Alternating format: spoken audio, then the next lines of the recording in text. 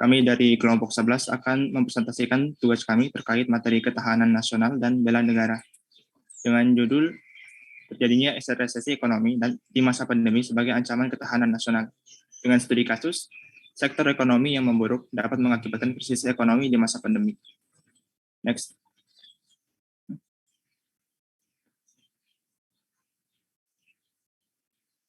Baik. Sebelum itu, kita terlebih dahulu izinkan kami untuk memperkenalkan diri terlebih dahulu. Saya Hamam Hadinata Widodo, lalu ada Amanda Kristina Saragi dan Rafael Ilham Febrian.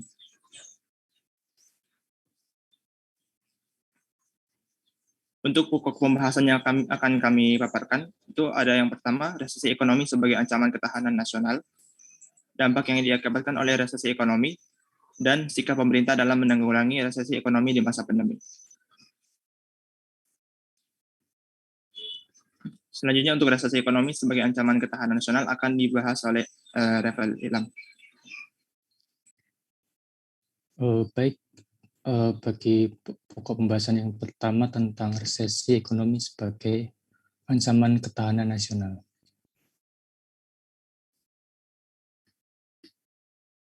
Sebelum itu, mari kita lebih mengetahui tentang pengertian resesi ekonomi.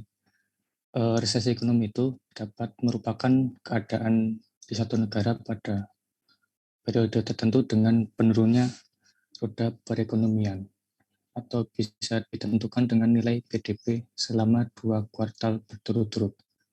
Jadi kalau selama 2 kuartal negara itu nilai PDB-nya negatif secara year on year atau tahunan, maka dapat dikatakan negara tersebut mengalami resesi ekonomi. Kemudian kita bisa melihat dari grafik ini pertumbuhan ekonomi pada khususnya tahun 2020.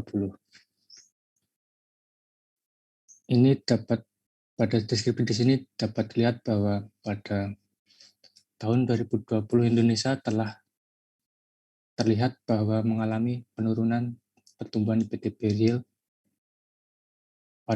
khususnya pada awal 2020, yaitu pada berkisar 2,97. Nah, ini lebih menurun dari nilai sebelumnya juga. Kemudian pada kuartil ke-1 pada 2019 juga dibandingkan pada kuartil ke-1 ke 2020. Intinya pada resesi ekonomi yang terjadi pada Indonesia tahun 2020 ini khususnya pada kuartil kedua dan ketiga, di mana pada kuartil kedua nilai minus 5,32% dan minus 3,49%, di mana keduanya tersebut merupakan nilai kontraksi atau pertumbuhan PDB real menurun. Sehingga pada awal 2020 dapat dikatakan Indonesia sebagai negara yang mengalami resesi.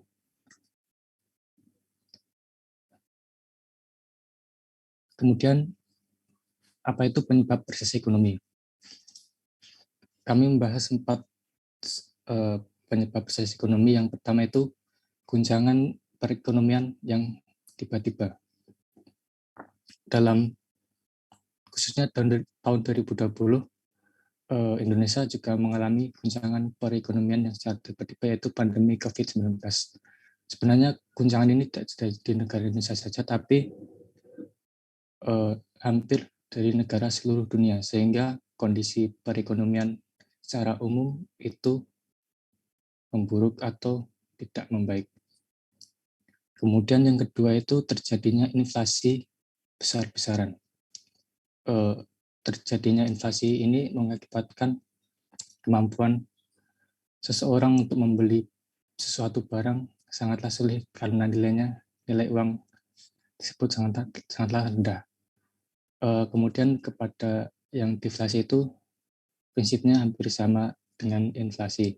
Intinya kalau inflasi sama deflasi itu sebaiknya bisa inflasi dan deflasi, tapi dalam kondisi yang wajar saja. Kalau nilainya itu sangat tinggi dan berkelanjutan itu nggak baik. Kemudian yang keempat itu jumlah utang yang berlebihan. Suatu negara yang tidak mampu mengembalikan utang yang berlebihan akan menyebabkan bangkrutnya negara, sehingga perekonomian di negara tersebut juga akan memburuk. Tapi khusus pada tahun 2020 ini, penyebab yang utama adalah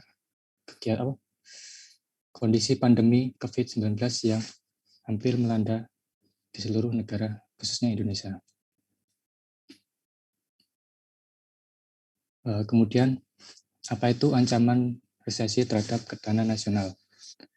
Karena resesi yang terjadi di Indonesia itu mengakibatkan ekonomi yang tidak membaik karena jalannya pemerintahan secara ekonomi juga tidak baik.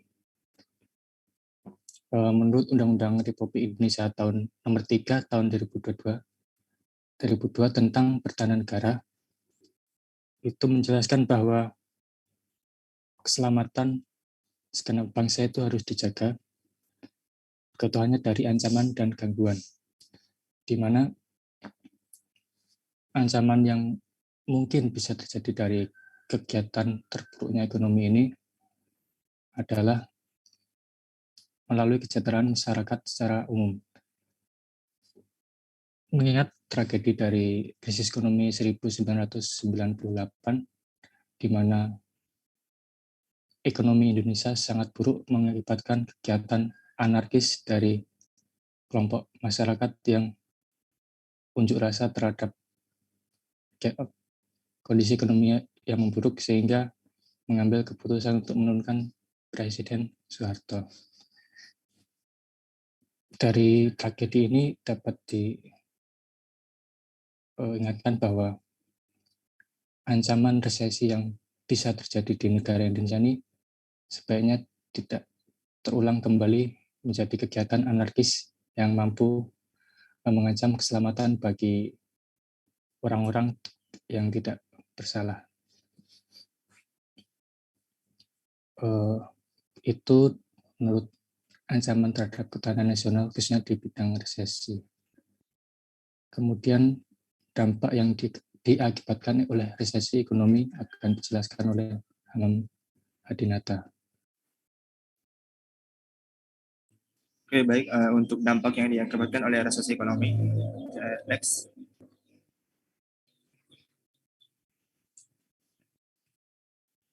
Untuk yang pertama, itu ada dampak resesi kepada pemerintahan. Dampak dari resesi ekonomi yang dari pemerintahan itu, yang pertama, itu sumber pendapatan negara, baik dari pajak maupun non-pajak, itu akan mengalami penurunan. Dan kedua, itu pinjaman dari pemerintah akan mengalami lonjakan tinggi, sebab membutuhkan dana untuk membiayai berbagai kebutuhan yang ada, termasuk pembangunan yang terus dituntut untuk tetap dilakukan di berbagai sektor pemerintahan, termasuk dalam hal menjamin kesejahteraan rakyat. Lanjut ke dampak resesi kepada perusahaan. Seperti yang kita ketahui bahwa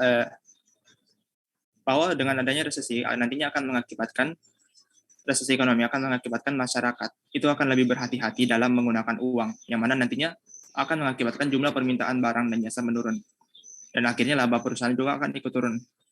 Nah, hal inilah yang akan mengakibatkan perusahaan melakukan potongan harga besar-besaran agar menarik minat para pembeli, sehingga mengakibatkan berkurangnya profitabilitas. Kalau hal tersebut terus berlanjut, maka akan mengakibatkan kebangkrutan.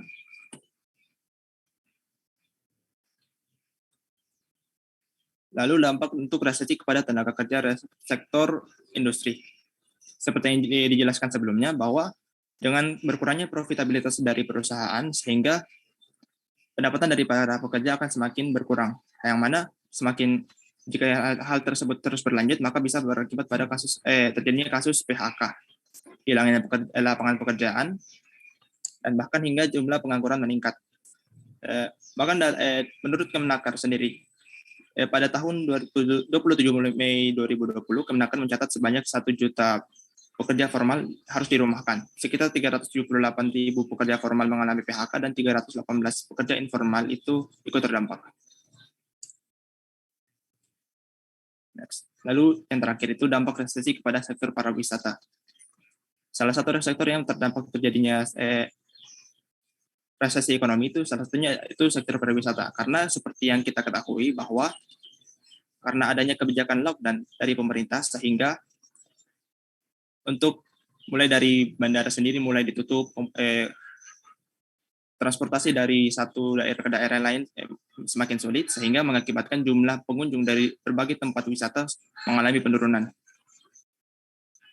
Seperti yang diketahui pada tahun 2020 awal April terdapat sekitar 1.266 hotel yang ditutup dan mengakibatkan jumlah pengangguran terus meningkat. Bahkan sebenarnya untuk sektor pariwisata sendiri itu sudah melemah bahkan sebelum kasus COVID pertama di Indonesia, karena untuk dari negara-negara lain itu sudah melaksanakan lockdown, sehingga warga-warganya tidak bepergian ke luar negeri. Next. Ya, lanjut ke sikap pemerintah dalam menanggulangi resesi ekonomi di masa pandemi. Akan dijelaskan oleh Amanda. Baik, saya akan menjelaskan tentang sikap pemerintah dalam menanggulangi resesi ekonomi di masa pandemi. Selanjutnya, salah satu upaya pemerintah untuk menanggulangi resesi itu adalah program vaksinasi. Kita tahu bahwa vaksinasi itu merupakan pemberian vaksin yang dapat merangsang pembentukan imunitas sistem imun dalam tubuh. Vaksinasi juga sebagai upaya pencegahan primer yang saat ini hendak untuk mencegah penyakit yang penyakit corona gitu. Kemudian pemberian vaksin saat ini juga salah satu upaya yang dinilai paling efektif untuk mengatasi pandemi COVID-19 yang masih terus berlangsung. Seperti kita tahu bahwa pandemi COVID-19 ini juga memberikan dampak terutama pada resesi ekonomi di saat pandemi ialah sektor pariwisata. Seperti kita tahu banyaknya bandara yang ditutup akibat pandemi, juga terdapat 126 hotel yang ditutup pada awal April yang juga hal itu berdampak pada angka pengangguran, kemudian melemahnya sektor pariwisata pada saat pandemi sudah terjadi sebelum kasus COVID-19 pertama di Indonesia, karena banyak negara yang melakukan lockdown supaya warganya tidak berpergian ke luar negeri. Kemudian untuk menangani masalah ini, maka pemerintah berupaya untuk mempercepat pemberian vaksinasi COVID-19 untuk mengejar kekebalan kelompok di masyarakat. Setelah kekebalan kelompok terbentuk, maka kegiatan ekonomi dapat dengan mudah dilaksanakan karena pergerakan mobilitas yang luas. Selanjutnya, keadaan COVID-19 di Indonesia seperti kita lihat di data di depan ini bahwa ada 138.908.862 orang masyarakat Indonesia yang sudah vaksinasi ke 1 atau sekitar 66% dari target sasaran vaksinasi nasional.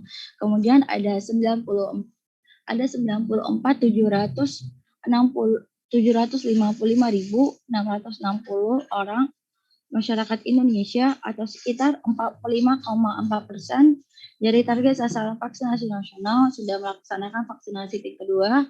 Kemudian ada 1.223.805 orang yang sudah melakukan vaksinasi ketiga atau sekitar 0,58%. Seperti kalau bisa kita lihat sekarang ini bahwa sudah mulai angka yang vaksinasi itu sudah mulai tinggi atau sudah lebih dari 50%, yang artinya keadaan Indonesia akan segera pulih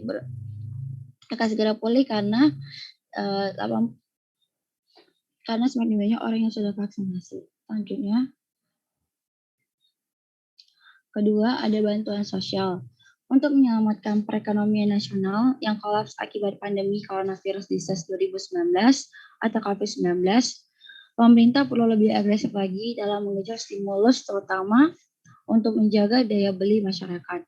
Kontribusi konsumsi rumah tangga sebesar 57,85% dinilai menjadi komponen yang paling berkontribusi paling besar dalam struktur ekonomi sekaligus. Jadi kunci utama dalam menopang PDB dan mencegah terjadinya resesi ekonomi akibat pandemi. Seperti kita tahu bahwa bantuan sosial selain untuk diberikan untuk membantu masyarakat yang kurang mampu untuk menopang kehidupan di masa pandemi, tapi bantuan sosial yang diberikan pemerintah itu mampu untuk tetap mempertahankan daya beli masyarakat. Seperti kita tahu bahwa di masa pandemi ini di perekonomian yang susah, kita lihat bahwa orang-orang akan semakin sulit untuk memenuhi kebutuhannya yang berdampak pada melemahnya daya beli masyarakat. Oleh karena itu diharapkan dengan bantuan sosial yang diberikan pemerintah, masyarakat dapat menggunakannya untuk kebutuhan mereka sehari-hari sehingga daya beli masyarakat tetap tinggi sehingga perekonomian di Indonesia segera pulih. Selanjutnya, kemudian ekspor dan investasi. Hasil investasi yang akan sangat ditentukan oleh kemampuan pemerintah menanggulangi pandemi. Keberhasilan pemerintah untuk menekan penyebaran COVID-19 akan mempengaruhi keyakinan mereka untuk berinvestasi di Indonesia. Nah, kepercayaan investor itu sangat penting untuk mereka dapat menanamkan modal di Indonesia. Seperti kita tahu bahwa jika keadaan ekonomi di Indonesia belum pulih akibat dari pandemi, maka investor akan takut untuk menanamkan modal mereka karena mereka akan takut rugi ataupun mereka akan takut mengalami gulung tikar. Oleh karena itu pentingnya untuk memulihkan perekonomian Indonesia sepenuhnya untuk menarik perhatian investor untuk menanamkan modal di Indonesia. Seperti yang kita tahu bahwa pemerintah melalui BPKM, Badan Koordinasi Penanaman Modal, telah menetapkan target realisasi investasi di Indonesia yang mendatang yakni sebesar 858,5 triliun. Fokus utama dari BPKM adalah untuk memulihkan perekonomian di Indonesia tahun 2021. Untuk mencapai target tersebut, BPKM menyiapkan 6 program untuk meningkatkan realisasi investasi di Indonesia saat COVID-19. Nah, sejalan dengan eksekusi dari program tersebut, kita lihat bahwa Indonesia mampu meyakinkan 7 perusahaan penanaman modal asing untuk melakukan relokasi investasi Indonesia saat COVID-19. Beberapa di antaranya yaitu Amerika Serikat, Jepang, Korea Selatan, dan Taiwan. Dari relokasi ini akan berdampak pada terciptanya lapangan kerja dan membuka lebar gerbang bagi Indonesia untuk kembali meningkatkan pertumbuhan ekonomi di tahun 2021. Dengan terciptanya lapangan pekerjaan, maka akan mengurangi angka pengangguran yang ada di Indonesia akibat pandemi. Dengan berkurangnya angka pengangguran yang ada, maka perekonomian Indonesia segera pulih. Selanjutnya, baik, akan kami sampaikan kesimpulan dari presentasi kami. Terjadinya resesi di Indonesia, khususnya pada tahun 2020, merupakan satu tanda bahwa kondisi di Indonesia tidak baik-baik saja. Pandemi COVID-19 juga dapat dijadikan salah satu penyebab terjadinya resesi tersebut. Tidak sedikit pihak selain pemerintah yang dirugikan. Di sektor ekonomi, sektor pariwisata sangat terdampak karena bergantung pada wisatawan. Tenaga kerja tidak sedikit yang di PHK dan di perusahaan yang sangat mungkin bangkrut karena angka konsumsi masyarakat cenderung kebutuhan primer. Kondisi ini juga tidak dapat membaik, maka akan terjadi krisis ekonomi yang sangat beresiko terjadinya unjuk rasa terhadap pemerintah. Hal ini dapat mengancam ketahanan nasional, di mana seseorang bisa menjadi korban. Upaya pemerintah yang benar perlu dilakukan agar resesi ini tidak memburuk. Beberapa upaya pemerintah yang seperti vaksin guna memulihkan mobilitas masyarakat sehingga kegiatan ekonomi berjalan serta bantuan sosial bagi masyarakat untuk meningkatkan daya beli masyarakat.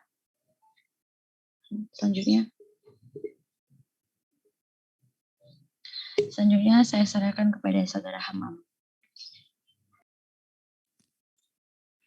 Baik, Sekian untuk presentasi kami. Lanjut untuk menampilkan video. Sambil nonton video, silakan yang lain mempersiapkan pertanyaan, cukup 3 pertanyaan ya. Boleh dimulai di kolom chat menulis pertanyaan supaya menghemat waktu. Silakan lanjut videonya.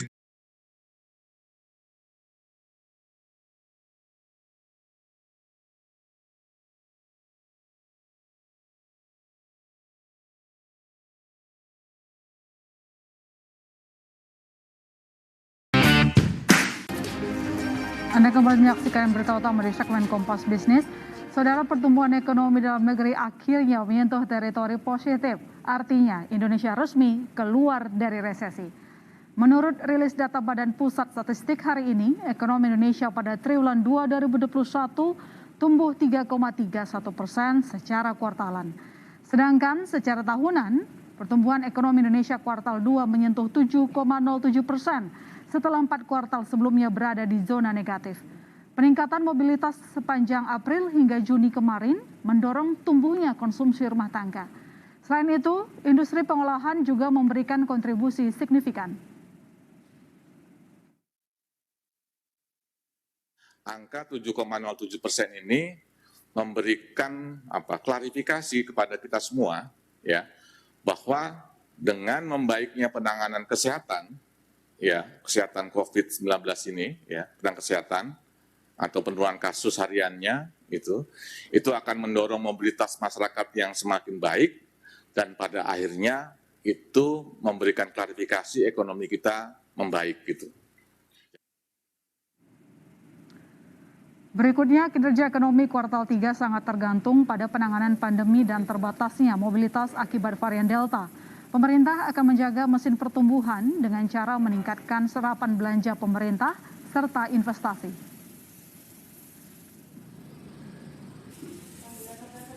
Pemerintah melihat bahwa Q4 adalah potensi untuk kita membalikan keadaan kembali. Dan kita memperkirakan di Q4 secara year on year, itu perekonomian karena kita punya tabungan di kuartal kedua sebesar 7,07, maka diharapkan angka 3,7 sampai dengan 4,5 year on year di akhir tahun itu bisa dicapai.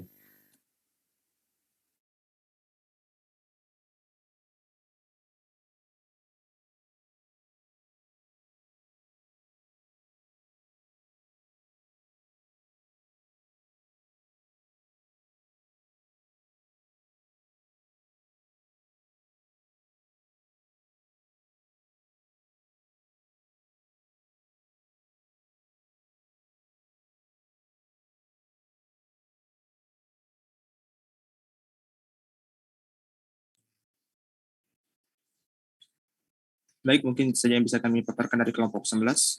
Mungkin dari teman-teman sekalian bisa memberikan pertanyaan.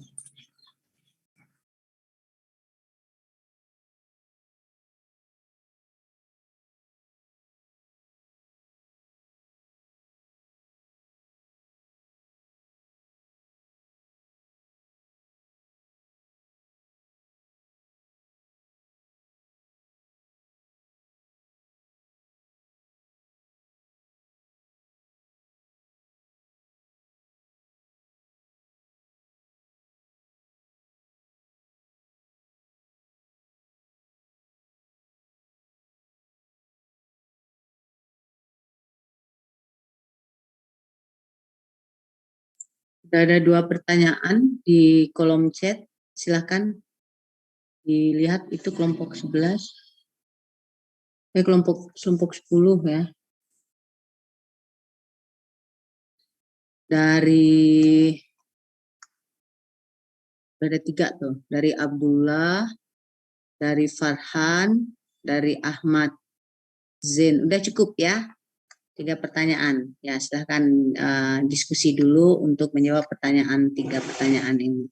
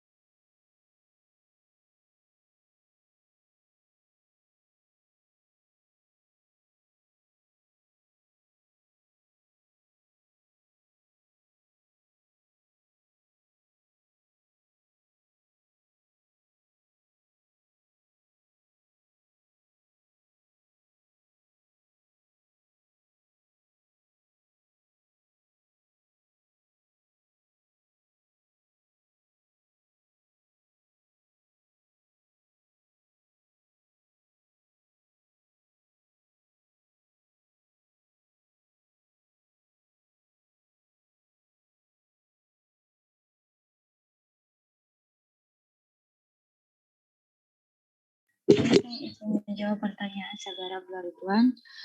Saudara bertanya, apakah indikasi atau tanda suatu negara sudah benar-benar terancam ketahanan nasionalnya apabila dilihat dari aspek perekonomian negara tersebut.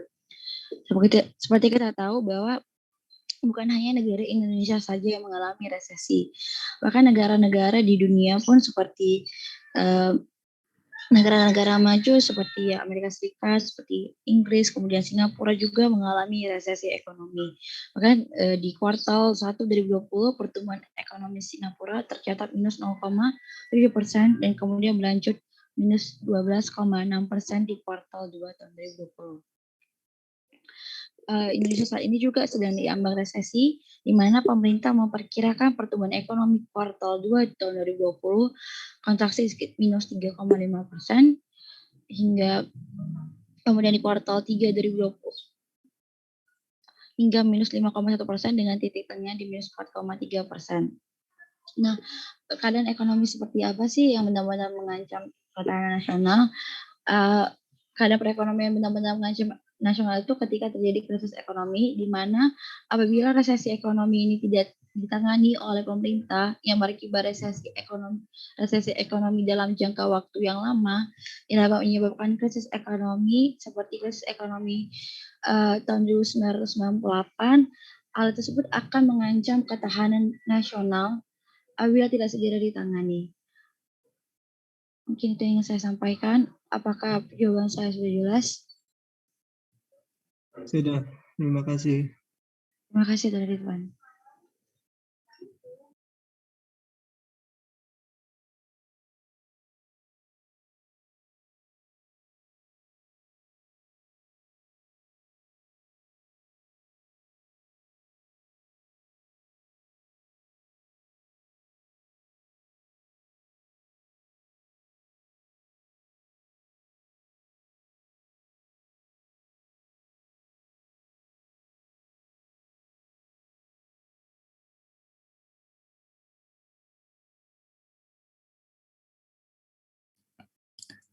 Saya Rafael ingin menjawab pertanyaan dari Farhan Ariasa. Mengulang lagi pertanyaannya, apakah resesi Indonesia murni akibat COVID-19 atau pengelola negara yang salah? Kalau menurut kami itu penyebab resesi Indonesia, ekonomi resesi Indonesia itu mungkin kalau murni tidak, cuma kalau penyebab itu kan gangguan ekonomi yang mendadak di COVID-19 itu membuat banyak perilaku negara itu apakah salah? Menurut saya itu negara itu sudah mengelola dengan baik, cuma kita kan menghadapi pandemi yang cukup mendadak itu kan ke dalam kurun waktu berapa? 2 atau 3 bulan itu bisa menyebar sampai sangat cepat. Sehingga kan salah satu alternatif negara kan ya utang negara itu. Ya mungkin bisa menjadi penyebab walaupun tidak murni, tapi sebagian besar penyebab terjadinya resesi itu dampak dari COVID-19. Dari Farhan Ariasa, apakah bisa menerima?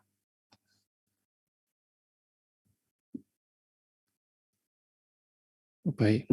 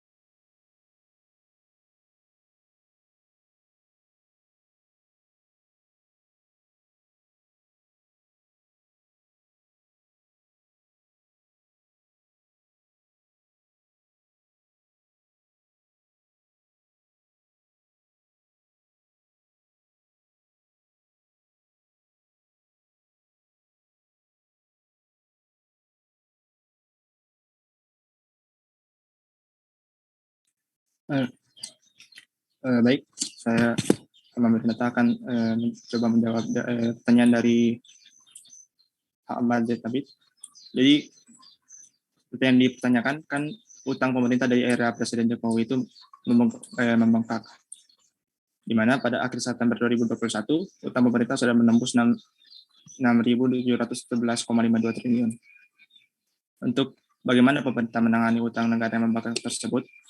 Jadi menurut Menteri Keuangan, untuk memang kalau untuk utang sendiri itu membengkak karena ada kebutuhan untuk masalah COVID-19 ini, pandeminya. Jadi kalau untuk penanganannya sendiri terkait utang itu melalui dari bayar utang lewat surat berharga. Jadi pembayarannya itu melalui pasal surat berharga, di mana dianggap sebagai manajemen utang yang bertanggung jawab. Terus yang kedua itu dengan memaksimalkan pendapatan pajak. Karena nanti dari pendapatan pajak itu yang nanti dipakai untuk mengurangi utang. Mungkin itu saja. Apakah Ahmad Tabit sudah puas?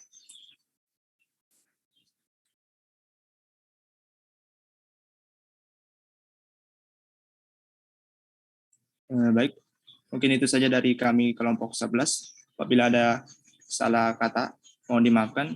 Wassalamualaikum warahmatullahi wabarakatuh.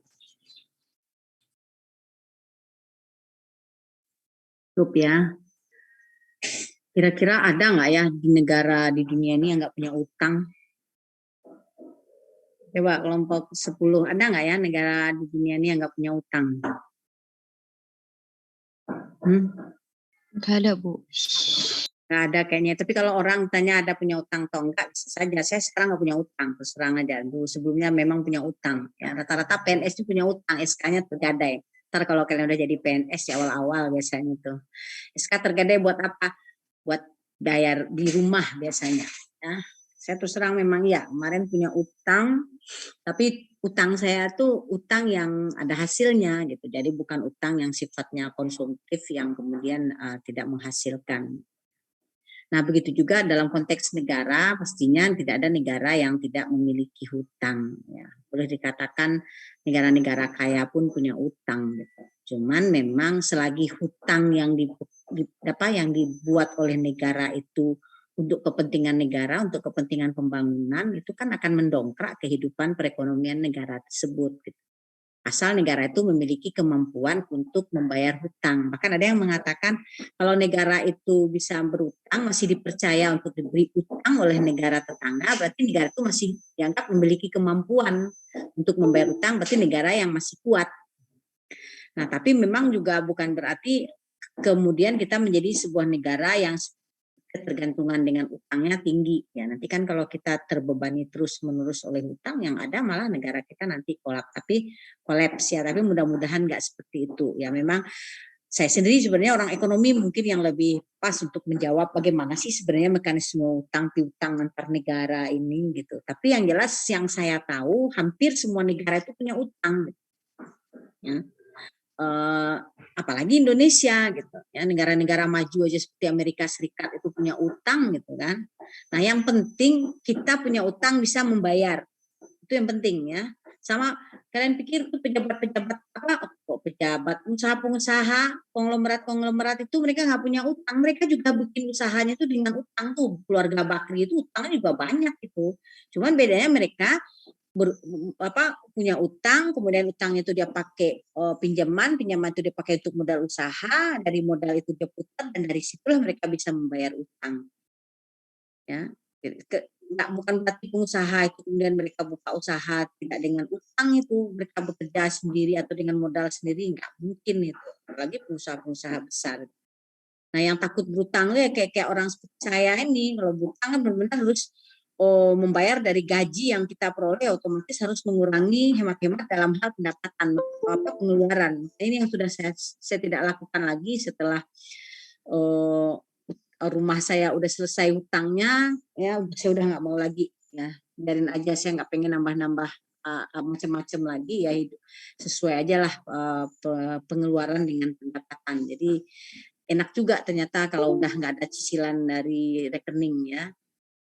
Nah, tapi kalau orang yang pengen punya utang itu ya, orang yang berutang itu biasanya pasti dia punya target-target tertentu yang akan misalnya yang akan dia beli, seperti ya mau invest lagi, mau beli rumah, ada rumah yang harganya sekian, dia punya tabungan sekian masih kurang terus nambah, yang penting kan untuk investasi yang ujung-ujungnya kan untuk menambah aset, dan itu bisa juga menjadi bagian dari kekayaan mereka, jadi dicicil pun nggak masalah buat mereka. Yang penting itu tadi ada kemampuan untuk membayar.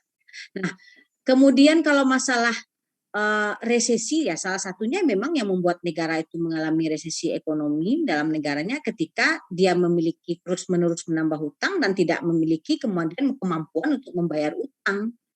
Ya pasti terjadi resesi ekonomi lah. Tapi kalau kita bicara tentang resesi ekonomi di masa pandemi ini, hampir semua negara mengalami krisis, mengalami resesi, karena kan banyak sektor-sektor yang kemudian boleh dikatakan tiarap selama masa pandemi ini, terutama sektor pariwisata ya, transportasi ya, yang kemudian tiarap. Nah disinilah sebenarnya perlu kekuatan yang namanya geostrategi suatu negara atau ketahanan nasional yang dimiliki oleh suatu negara dalam rangka menghadapi segala yang namanya ancaman, tantangan, hambatan dan gangguan tadi. Ya, semakin kuat negara itu memiliki konsep ketahanan nasionalnya dan diimplementasikan dengan baik dalam bentuk kebijakan-kebijakan yang dibuat oleh negaranya, ya mereka akan bisa menghadapi krisis yang terjadi. Jadi memang sangat tergantung kepada kemampuan ketahanan suatu negara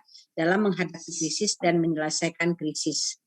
Nah, kan kalian tahu sendiri bagaimana kondisi negara kita. Saya ingat waktu kita resesi ekonomi tahun 97-98 yang kemudian berujung pada tumbangnya Orde Baru Dan Orde Baru itu kan tumbang karena memang terjadi resesi ekonomi dan kemudian pemerintah sepertinya lamban dan seperti tidak memiliki kemampuan untuk bangkit dari resesi itu.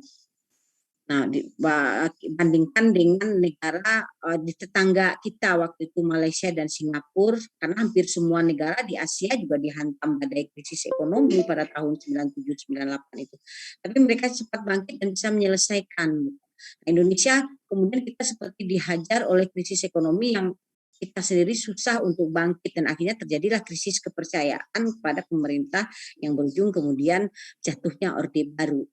Ya, nah ini bisa saja ya seperti tadi dibilang oleh kelompok 10, kalau misalnya krisis ekonomi ini tidak ditangani dengan baik oleh pemerintah, kemudian yang ada negara diambang kehancuran atau kolaps, muncul adalah krisis kepercayaan dari rakyat yang bisa saja berujung dengan demo dan berusaha untuk mengganti atau menggulingkan pemerintahan atau mengganti supaya pemerintahan terbentuk pemerintahan yang mampu membawa atau mengatasi Indonesia dari krisis ini. Tapi kan sejauh ini kita berada dalam kondisi yang masih wajar ya, tidak ada negara yang tidak krisis gitu ya dengan kondisi pandemi seperti sekarang.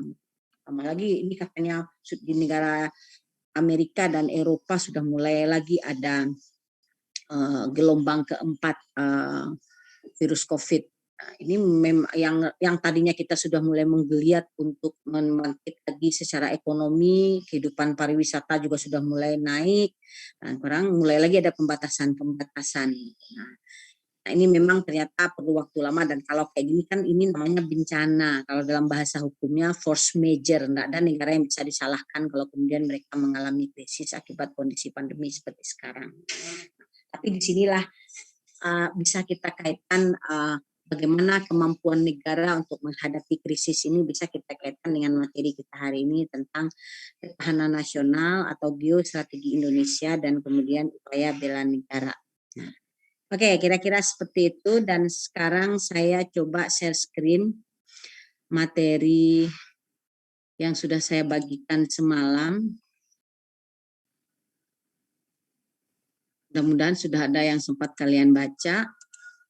Nah, sebenarnya kalau kalian baca pengantar ini yang saya tulis ini ya, kalian sudah bisa membayangkan kira-kira apa yang dimaksud dengan ketahanan nasional ya, dan mengapa suatu negara perlu menjaga dan mempertahankan ketahanan nasional ini karena memang satu negara harus mampu menjaga keberlangsungan kehidupan bernegaranya.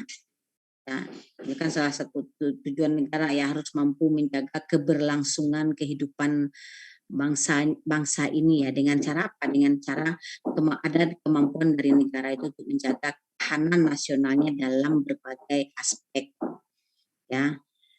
Dan ingat ya, yang dimaksud dengan ketahanan nasional itu bukan hanya ketahanan yang dalam artian kemampuan kita menghadapi ancaman yang bersifat militer ya, ancaman yang bersifat fisik baik yang datang dari dalam maupun yang datang dari luar. Tapi yang dimaksud dengan ketahanan ini sebagai sebuah ancaman itu apa?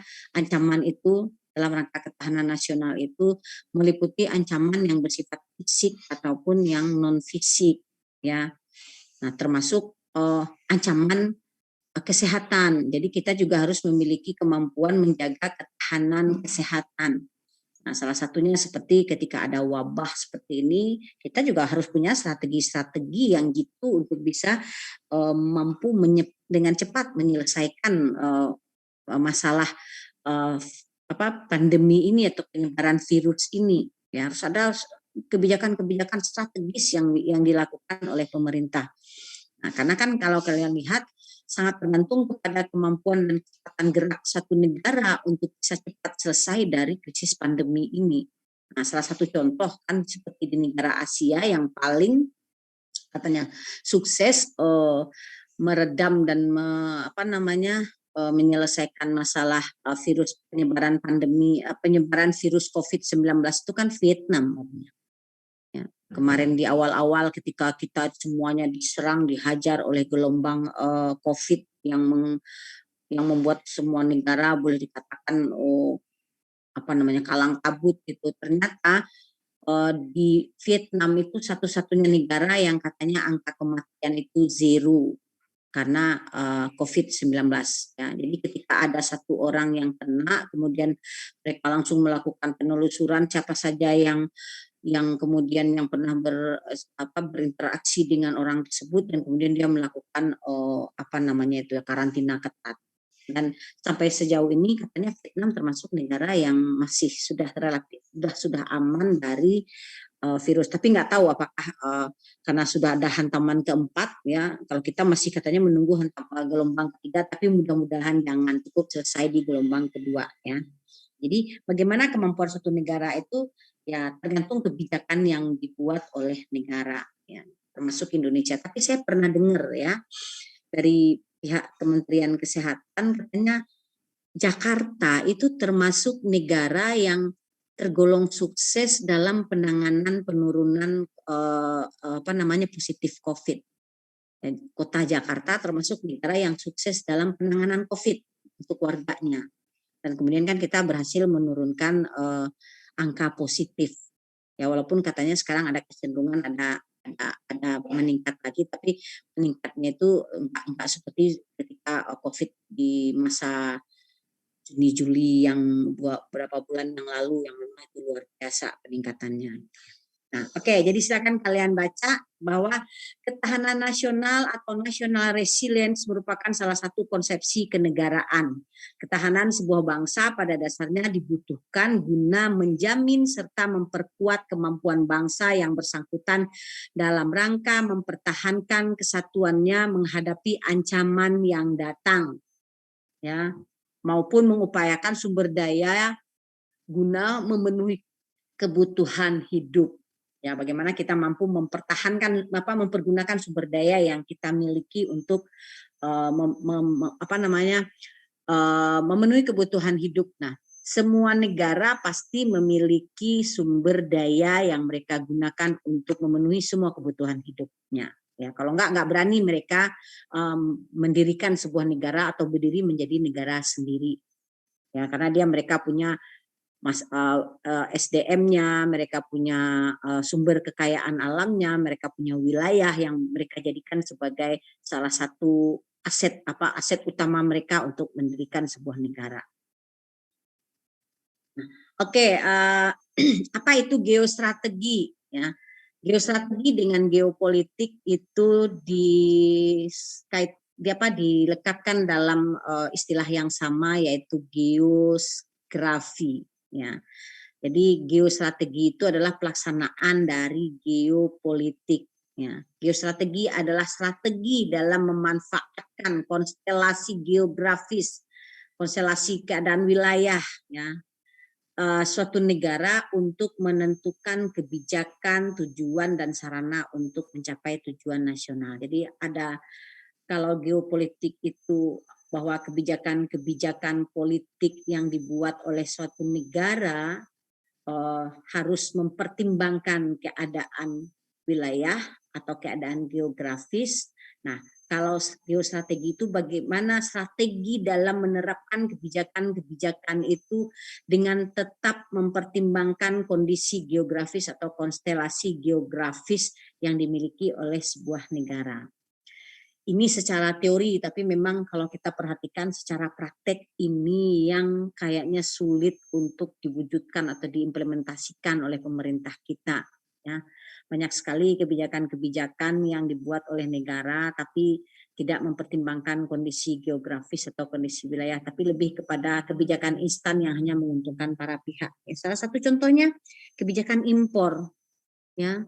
Kita sudah tahu negara kita adalah negara agraris, tapi hampir semua kebutuhan pangan kita juga mengimpor dari negara lain yang membuat salah satunya membuat ketika petani panen kemudian kita tidak menghambat impor atau mengurangi impor, petani panen hasil pertanian, tapi kemudian diserbu juga hasil dari impor dari luar ya. Jelas itu akan mengganggu harga dari harga panen petani. Nah, kemarin saya pernah baca itu. Ketika petani panen wortel ya di daerah Jawa itu di Dieng sana, tapi kemudian mereka juga bersaing dengan wortel impor yang datang dari luar, pastinya itu wortel yang bagus. Akhirnya apa? Wortel petani itu tidak punya nilai, ya harganya amat sangat turun dan akhirnya wortel itu membusuk di lahan pertaniannya.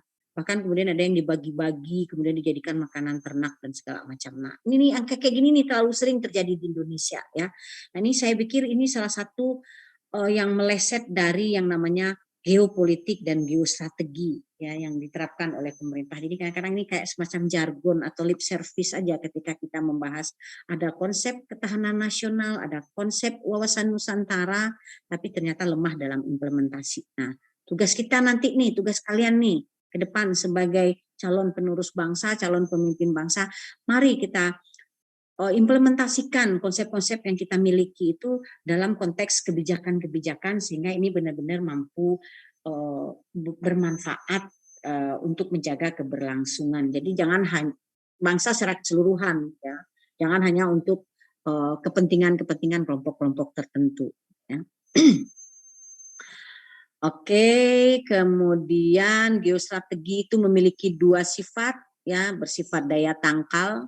Ya, daya tangkal berarti kan menangkal, mencegah ya. Kalau daya tangkal itu kan antisipasi sebelum kejadian.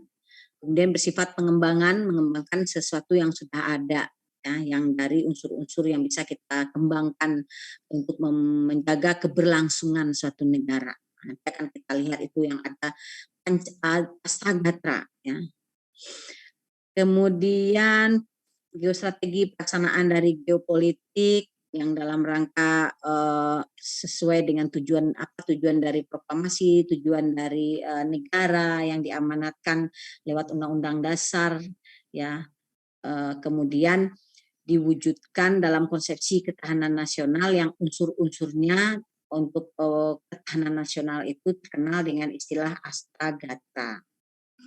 Ya, kalian nanti bisa baca di geostrategi file Word yang saya berikan itu lumayan cukup mewakili itu pengetahuan kalian tentang konsep geostrategi Indonesia. Nah, kemudian geostrategi Indonesia itu dirumuskan dalam konsepsi yang sangat terkenal yaitu ketahanan nasional atau sering kita singkat dengan istilah TANAS. Ya, dari kata tahan ya dan dari kata nation ya. Jadi ketahanan nasional secara etimologi dapat diartikan sebagai mampu, kuat dan tangguh dari sebuah bangsa dalam pengertian politik. Ketahanan nasional ini ya berkaitan dengan kepentingan politik juga dilihat dari aspek politik. Tapi kan negara itu tidak pernah bisa kita lepaskan dari yang namanya kehidupan politik. Ya, orang berpolitik itu ya dalam sel negara.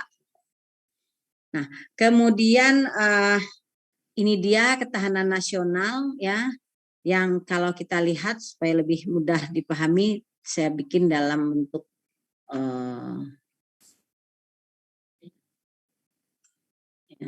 bahwa yang dimaksud dengan ketahanan nasional di sini adalah kemampuan dinamis yang dimiliki oleh satu bangsa. Berarti kemampuan dinamis di sini, kemampuan itu harus tidak statis ya, tapi negara itu harus mampu menyesuaikan dengan perubahan dan perkembangan zaman dan mereka memiliki keuletan dan ketangguhan. Jadi sebuah negara itu harus memiliki keuletan dan ketangguhan untuk menghadapi 4 hal ini. Ya, karena tidak ada negara yang tidak menghadapi 4 hal ini, mau negara seperti apapun. Ya, bahkan semakin besar negaranya, semakin superpower negaranya, semakin tinggi juga tingkat ancaman, gangguan, hambatan dan tantangannya. Nah, yang bisa saja ancaman, gangguan, hambatan itu datang dari dalam negeri sendiri atau dari luar. Bisa secara langsung, bisa secara tidak langsung yang akan mempengaruhi tujuan nasional. Tapi kalau kita mampu memiliki keuletan dan ketangguhan dalam menghadapi ini, maka kita bisa mencapai atau mewujudkan apa yang menjadi tujuan nasional. Jadi tergantung kemampuan suatu negara, apakah dia mampu menghadapi ini. Ya. Nah, ada sekarang coba kalian perhatikan. Ini di sebelah lagi ada renovasi rumah, jadi agak berisik.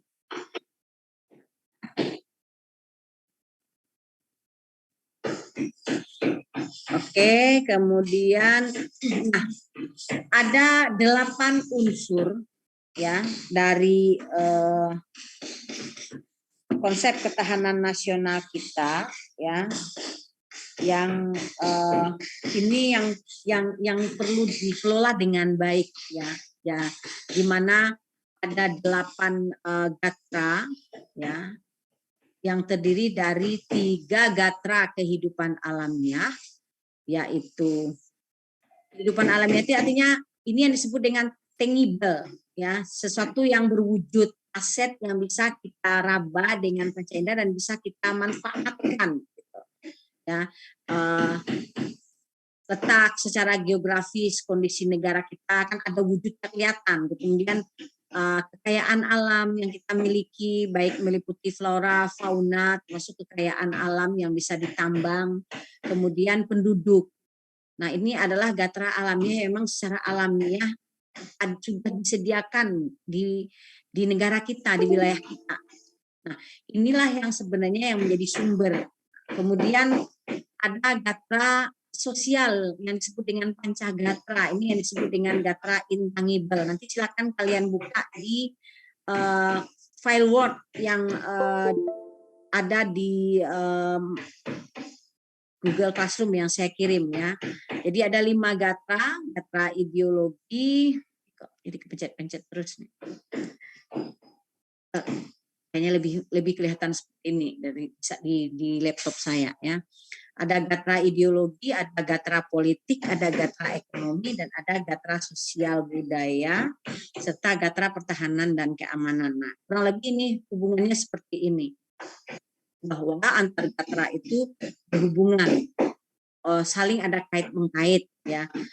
Trigatra atau 3 gatra kehidupan alamiah yang tadi, penduduk ya, kondisi geografis ya, kekayaan alam, itu merupakan gatra alamiah yang menjadi modal dasar ya, modal dasar dalam rangka menyelenggarakan pancagatra tadi ya.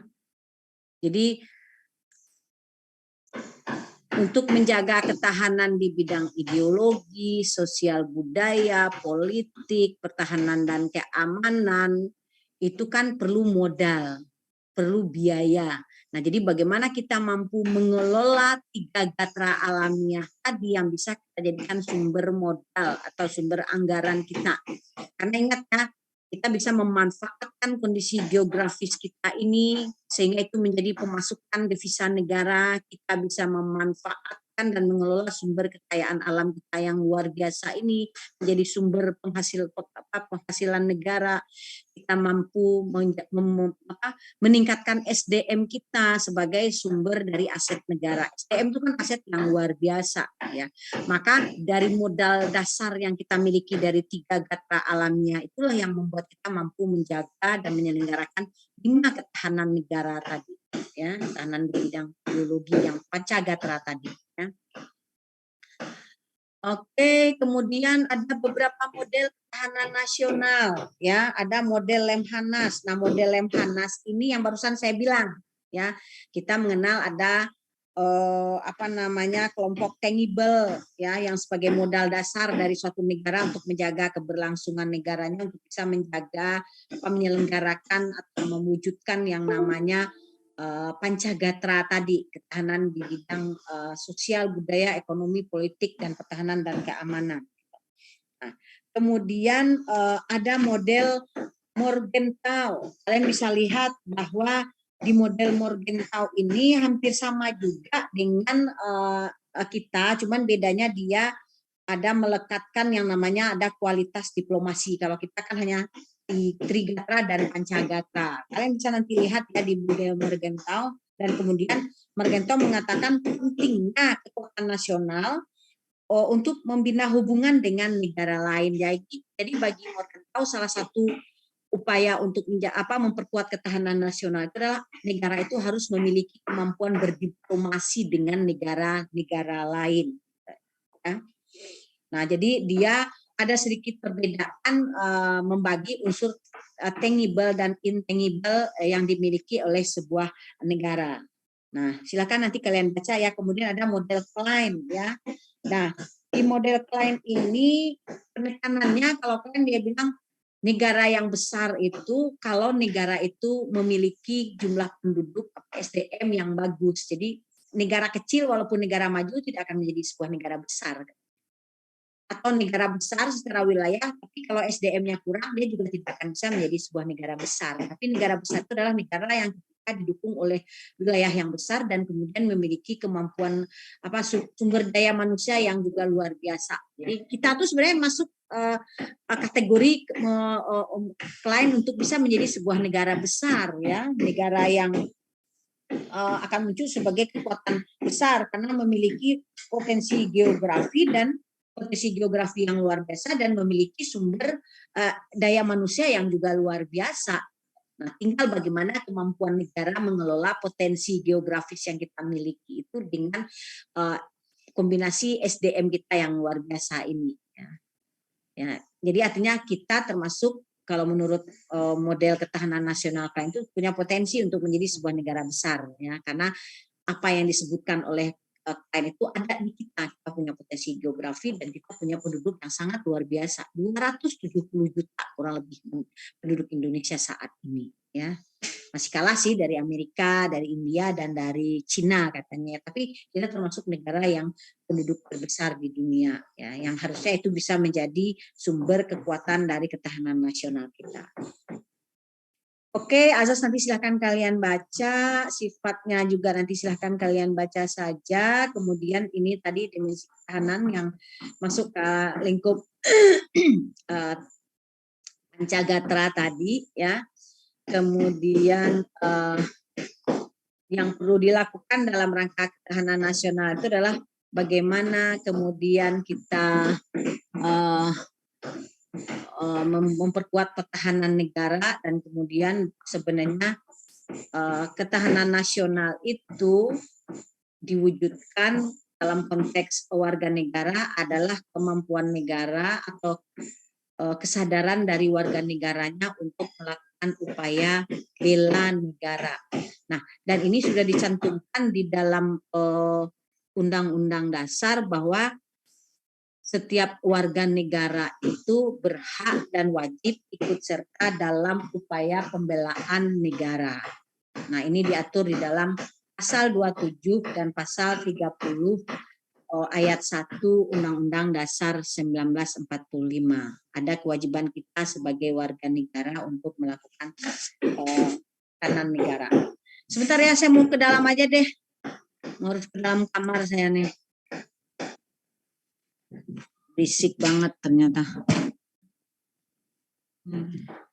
Tapi berat juga nih ngangkat-ngangkat mejanya.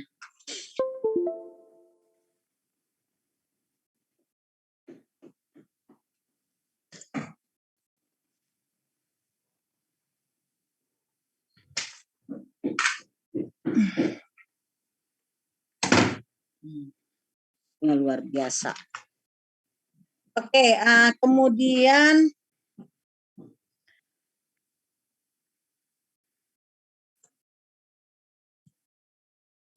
ada jadi ketutup ini ya.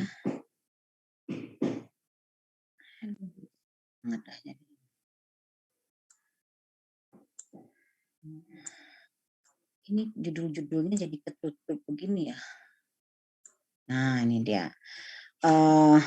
Bagaimana dalam rangka ketahanan nasional itu diatur juga di dalam undang-undang tentang pertahanan negara yang bahwa pertahanan negara dalam rangka upaya ketahanan nasional ini juga tidak hanya diberikan kepada pemerintah, tidak juga hanya diberikan kepada TNI Polri, tapi melibatkan seluruh warga, seluruh wilayah, dan seluruh sumber daya. Jadi makanya seperti tadi di awal bahwa bagaimana kemampuan kita untuk mengelola dengan baik segala sumber daya yang tadi kita katakan brigada tadi ya, keadaan geografis, kondisi wilayah, keadaan geografis, kekayaan alam, dan sumber daya penduduknya atau sumber daya manusianya. Ya. Ini berisik banget di sebelah nih. Aduh. Kemudian ini enggak usah, nanti kalian baca saja. Kemudian ini, oke, ini enggak. Nah, salah satu pelaksanaan dari ketahanan nasional ya, yang bagaimana kemampuan kita untuk bisa menghadapi segala ancaman, tantangan, hambatan, dan gangguan itu dituangkan dalam bentuk bela negara. Nah, bela negara itu adalah hak dan kewajiban setiap warga negara. Nah, ini salah satu yang membedakan hak dan kewajiban antara WNI, ketika kita masuk materi kemarin itu tentang hak dan kewajiban warga negara, antara orang yang berdomisili di Indonesia sebagai WNI dan orang yang berdomisili di Indonesia sebagai WNA. Nah, yang memiliki kewajiban bela negara itu hanya WNI. Ya, jadi WNA nggak perlu ada kewajiban bela negara kalau dia berada di Indonesia walaupun sudah belasan tahun, kemudian ada ancaman gangguan hambatan terjadi pada negara kita, ya dia boleh keluar sebenarnya, ya silahkan aja. Kalau dia nggak sanggup di Indonesia ya silahkan keluar. Kita itu punya kewajiban untuk melakukan upaya bela negara. Jadi ya nggak benar itu sebenarnya ketika kita negara kita menghadapi ancaman, tapi kita malah memilih mengamankan diri di luar. Ya, harusnya kita ikut mempertahankan dan membela negara kita dari berbagai bentuk ancaman. Nah, kemudian, bela negara ya yang dilakukan oleh setiap warga negara yang tercantum di dalam pasal 27 Undang-Undang Dasar 45 dan pasal 30 itu bisa dilakukan secara fisik ataupun secara non fisik. Nah, bela negara secara fisik itu memang itu lebih banyak pada couplingnya TNI Polri. Tapi bukan berarti kita sebagai warga negara biasa tidak bisa melakukannya. Seperti bela negara fisik ketika kalian kemudian menjadi sukarelawan menjadi sukarelawan bantuan bencana ya, misalkan ada bencana alam kemudian kita menjadi sukarelawan, itu juga termasuk bela negara secara fisik gitu ya. Nah, tapi yang paling banyak bisa kita lakukan sebagai warga negara sipil biasa itu adalah bela negara secara non fisik. Nah, ini yang bisa kita lakukan sebagai mahasiswa ya. Selagi kita adalah warga negara Indonesia dan memiliki rasa nasionalisme yang kuat, patriotisme yang tinggi, maka kita setiap saat bisa melakukan upaya bela negara. Nah, upaya bela negara secara non fisik itu sebenarnya bisa kita lakukan kapan saja, di mana saja, oleh siapa saja, ya. Nah, nggak mesti memang kita melakukan bela negara harus seperti zaman pejuang kita dulu ya. Kalau zaman dulu kan mereka itu berjuang untuk merebut kemerdekaan, memperjuangkan kemerdekaan, merebut kemerdekaan, kemudian setelah itu mempertahankan kemerdekaan dari serangan-serangan agresi berikutnya. Tapi kalau kita itu tugas bela negara kita itu kan mengisi kemerdekaan. Nah, jadi bagaimana kita bisa berperan aktif dalam memajukan bangsa, baik melalui pendidikan, moral, sosial, maupun peningkatan kesejahteraan warga. Kalau saya bilang, nanti kan saya minta tugas kalian tuh. Jadi contoh, apa yang bisa kita lakukan yang masuk kategori bela negara? Selagi yang kita lakukan itu adalah hal-hal yang bersifat positif, ya, bermanfaat buat diri kita, apalagi kemudian bermanfaat buat banyak orang, maka itu sudah termasuk kategori bela negara. Sederhana saja, coba kalau seandainya kita secara individu memiliki sifat tidak suka bukan sifat ya, tidak membuang sampah sembarangan aja ya. Dan kemudian perilaku tidak membuang sampah sembarangan itu kemudian menjadi bagian dari karakteristik yang dimiliki oleh hampir semua warga negara Indonesia. Kalian bisa nggak bayangin efeknya kan luar biasa itu. Pasti negara kita itu tidak ada lagi yang namanya sampah yang bertebaran di mana-mana. Ya, kalau kemudian itu kita bisa tularkan, ini dimulai dari individu aja dulu gitu ya. Jadi kalau setiap individu itu kemudian ditanamkan kesadaran tidak membuang sampah sembarangan, itu sebenarnya sudah bagian dari upaya bela negara. Dan kemudian kita tularkan ke yang lain-lain. Ya, karena kan memang salah satu sekarang ini yang menjadi krisis lingkungan adalah sampah yang luar biasa. Gitu. Atau kemudian kalian punya kesadaran untuk mengurangi atau meminimalisir pemakaian sampah plastik. Dan kesadaran itu ada pada setiap individu, itu luar biasa itu efeknya buat negara. Nah, jadi banyak hal yang bisa kita lakukan dalam rangka upaya bela negara. Nggak usah mikirin kita mau berperang melawan PKB ke Papua sana, nggak usah gitu. Atau kita nanti berperang untuk melawan Malaysia karena kita konflik sengketa ambalat dengan Malaysia, nggak seperti itu. Gitu ya, nggak mesti seperti itu. Karena saya yakin dalam kondisi seperti ini nggak akan ada itu yang namanya bela negara kemudian kita berperang dengan negara lain. Apalagi negara kita itu politiknya adalah politik damai. Ya, bebas aktif dan damai dan tidak akan mencari permusuhan dengan negara lain. Ya, nggak sanggup juga kita berperang ya secara teknologi kita sudah banyak kalah dengan negara-negara tetangga. Jadi yang bisa kita lakukan itu adalah bela negara secara non fisik, itu bisa kita lakukan setiap saat. Kalau secara fisik kan kemampuan kita terbatas, ya. Tapi ya bisa saja seperti ikut terlibat dalam sukarelawan COVID ya, penanganan COVID kan banyak sekali yang kemarin itu mereka yang jadi sukarelawan mengantarkan pasien-pasien COVID ke rumah sakit, pemandian jenazah dan segala macam, itu luar biasa menurut saya. Itu banyak tenaga-tenaga sukarelawan yang kemudian tampil. Itu bela negara secara fisik, bisa kita masukkan kategori secara fisik, walaupun memang bukan berarti bela negara itu harus siap berperang dengan pihak lain gitu. Tapi banyak hal yang bisa kita lakukan. Kemudian, nah, walaupun landasan konsep bela negara karena memang geostrategi, geopolitik, Polstranas itu sebenarnya sisa-sisa dari pendidikan pendahuluan bela negara yang dulu mata kuliahnya namanya kewiraan, itu akan ada semi militer gitu. Dan itu terjadi pada masa Orde Baru. Saya dapat mata kuliah kewiraan itu. Jadi memang kita hanya membahas pokok bahasannya aja. Wawasan Nusantara, geopolitik, geostrategi, sama Polstranas, sama Sishantam Rata. Gitu ya. Nah, landasan konsep bela negara itu ya sebenarnya memang wajib militer. Ya, landasan awalnya ya.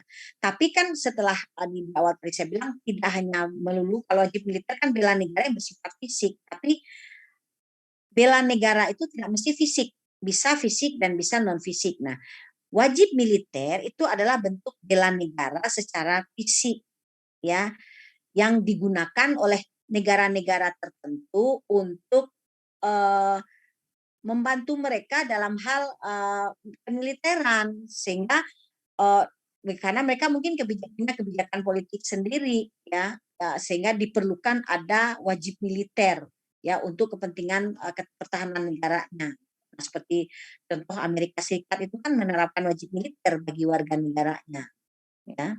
Nah, tapi Indonesia ya saat ini masih menganggap bahwa belum perlu dilakukan kebijakan wajib militer untuk warga negaranya, walaupun wacana-wacana untuk melakukan kebijakan wajib militer itu sempat muncul dulu sebelum pandemi ya, tapi sudah banyak kemudian muncul pro dan kontra, terutama mereka menganggap itu terlalu buang-buang duit. Emang kita mau ngapain? Ya, jadi sebenarnya sudah cukup untuk saat ini untuk urusan pertahanan dan keamanan negara diserahkan kepada TNI dan Polri. Toh kita tidak akan berperang dengan negara tetangga. Tapi pastinya setiap negara punya pertimbangan sendiri mengapa perlu mereka melakukan wajib militer atau tidak. Ya.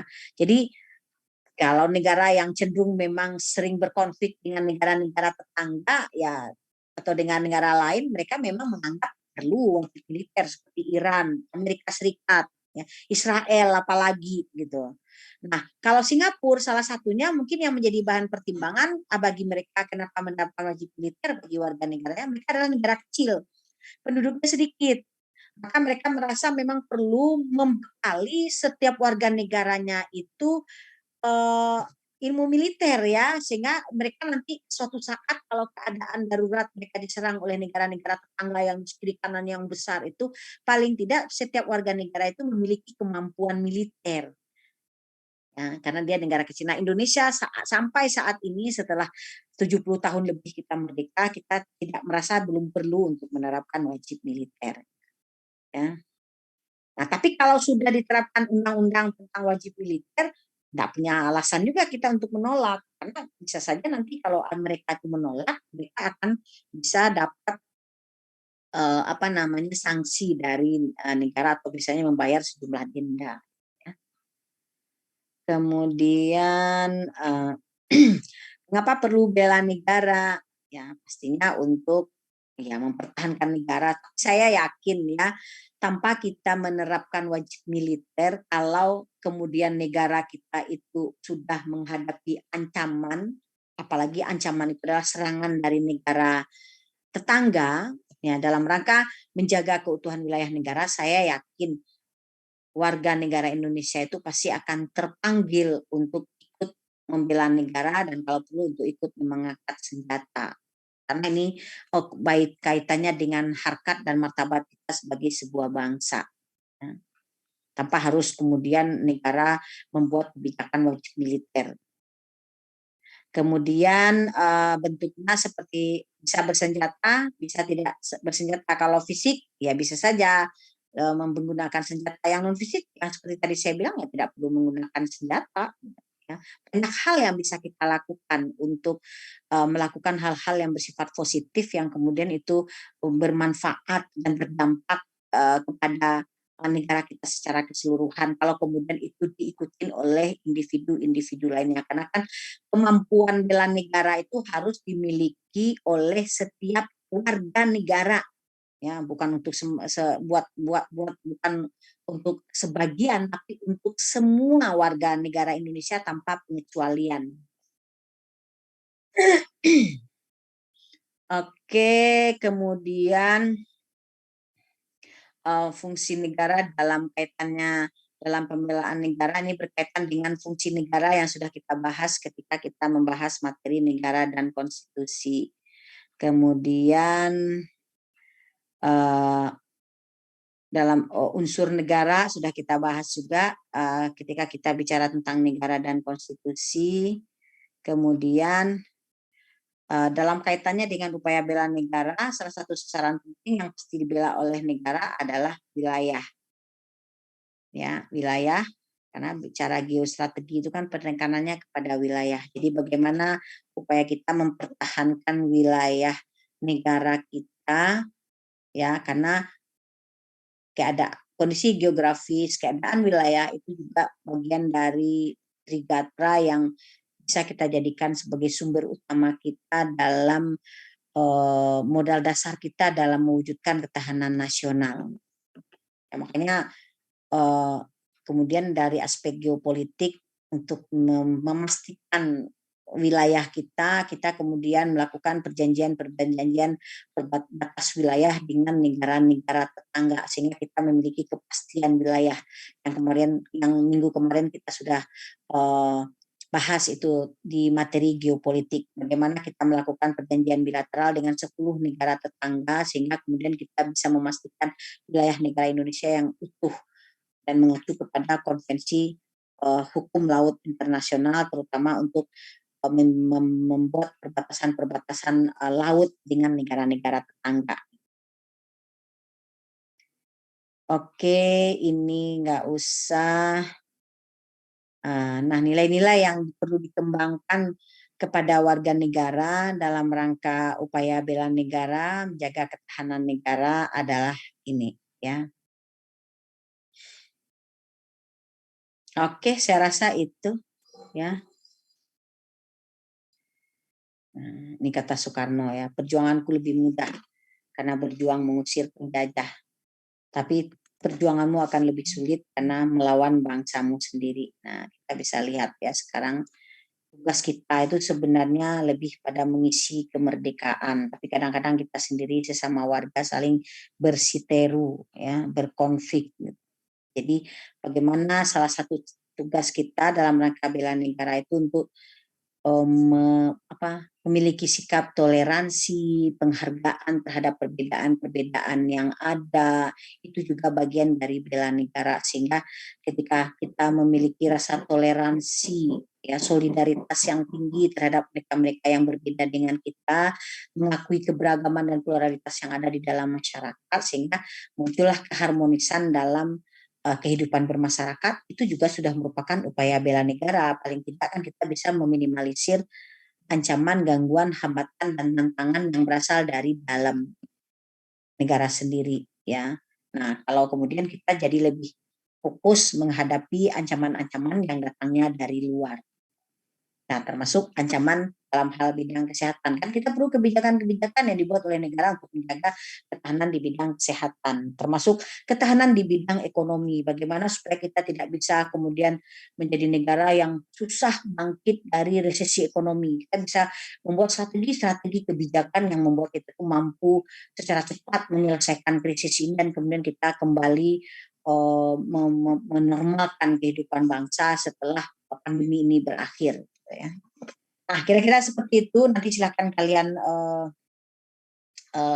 baca PPT dan kemudian baca file Word yang saya berikan. Ya. Saya kurang fokus juga nih gara-gara di sebelah taktuk-taktuk. Udah berbulan-bulan belum selesai-selesai, pusing juga saya. Oke, silakan. Ada yang mau komentar? Sekarang udah jam berapa? Oh, udah jam 9, udah cukup ya. Saya rasa sudah cukup ya. Minggu depan kuliah terakhir, tidak ada presentasi. Saya paling nanti hanya akan memberikan tugas, kalian saya minta untuk membandingkan Polstranas di masa sekarang dengan Polstranas di masa lalu, di masa sebelum ada GBHN. Karena sebenarnya materi minggu depan tuh katanya juga dengan Rensa BPS, kalian harusnya yang lebih tahu gitu. Saya hanya memakai PPT yang dibuat oleh tim dari STIS ya, karena saya juga tidak terlalu memahami Rensa BPS itu seperti apa. Oke, saya rasa cukup. Ada pertanyaan? Tidak? Ya. Prinsipnya jadilah warga negara yang baik, lakukanlah upaya bela negara, dan bahwa bela negara bisa kita lakukan setiap saat, kapan saja, di mana saja. Seperti pesan saya, lakukanlah hal-hal yang bersifat positif, bermanfaat buat diri kita, apalagi kemudian bermanfaat buat orang lain. Itu adalah upaya bela negara yang luar biasa kalau setiap kita sebagai warga negara itu selalu melakukan kegiatan-kegiatan yang bersifat positif sebagai warga negara yang baik. Ya, pastinya kalian bisa memahami yang dimaksud dengan kegiatan positif itu apa aja. Sebagai mahasiswa ya, apa kira-kira kegiatan positif yang bisa kita lakukan yang kemudian bisa bermanfaat buat diri kita dan bermanfaat buat orang lain, itu sudah merupakan upaya bela negara yang luar biasa, dan itu kita jadikan sebagai karakter yang kita miliki setiap saat. Perilaku yang kita terapkan setiap saat, berperilaku positif setiap saat gitu ya. Oke, kalau tidak ada perkuliahan saya tutup. Kita ketemu lagi minggu depan untuk perkuliahan terakhir. Silakan kalian kerjakan tugas responsi 13 yang sudah saya kirim semalam. Kurang lebih mohon maaf. Assalamualaikum warahmatullahi wabarakatuh. Selamat pagi, salam sehat, dan salam sejahtera. Sampai ketemu minggu depan. Ya, saya keluar ya. Kalau tidak ada pertanyaan, kita tutup dan silakan lanjut untuk mengerjakan tugas yang ke-13. Oke, cukup? Oke, assalamualaikum. Waalaikumsalam. Terima kasih Bu. Salam.